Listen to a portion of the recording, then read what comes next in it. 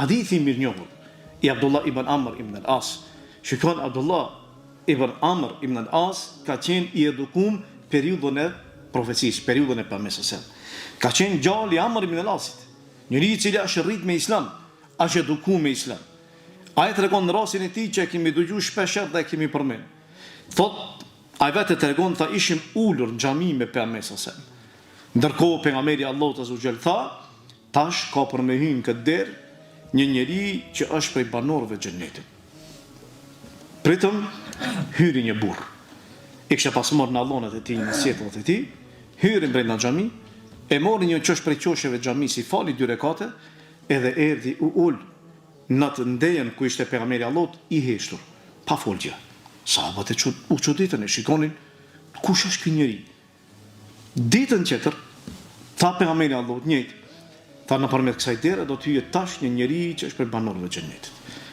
Thot Abdullahu, thot që prisnim kush është tash, hyri po njëjti njeri. E bëri njëjtën vepër. Hyri brenda, e gjeti një çosh, i fali 2 rekate dhe ul pastaj, edhe qëndroi me ne. Ditën e tretë veproi njëjtë. Abdullahu i interesoi shumë.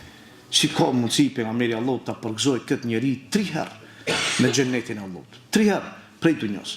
Përgëzimi i pejgamberit Allahut në kupton që ai person ka me qenë xhenetin e Allahut. Pejgamberi Allahut e ka thënë për shpallës, nuk ka pas prej haminjës. E këtij Abdullah i interesoi, çka ka bëu ky njeri të bajë dhunë, ta fitoj xhenetin e Allahut. Edhe shkoi trokiti në derën e tij, përcjelli se ku jeton dhe i tha, o ti filan, unë e kam një lloj problemi me prindin tim edhe kam dëshirë të bujt e ti. A ka mundësi të qëndroj me ty? I tha, po, nuk ka problem. Edhe qëndroi Abdullahu me ta. Çka po te ai?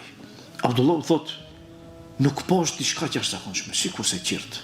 Ndoshta edhe më pak. S'ka pas diçka të veçantë. Nuk ka qenë njëri i cili pas namazit të yatsis ka filluar më fal deri në sabah, jo. Thjesht dhikr, nëse është ngrit natën, është ngrit 2 rekate apo 8 rekate, sikur se gjithë qirt, normal. Edhe dikur Abdullahu tha, po ky njeri që ka fitu xhenetin, çka ka bë? Edhe i tha, o ti filan. Tha, unë nuk kam problem me prindin, po e dëgjova pejgamberin Allahut duke thënë se ti e banori xhenetin. Çka bën ti, çka ke vepruar ti? Që pejgamberi Allahut përgëzoi prej dunjos me xhenetin e Allahut. I tha, o ti filan. Tha, unë jo që baj diçka prej adhurimeve shumë, as që dallohem prej qefve shumë. As që dallohem, as që veçohem. Janë njëjtë, sikur se masa e gjithë. Mirë, po çka baj unë? Kur bi për me flet, tha, unë, tha, zemrën time e pastroj nga urrëqja për çdo musliman. Nuk kam urrëqje. E tha Abdullah, e kjo është ajo që ne nuk mundemi të arrijmë. Kush ka qenë Abdullah? Ka qenë personi i cili është rrit, është eduku në kohën e shpalljes.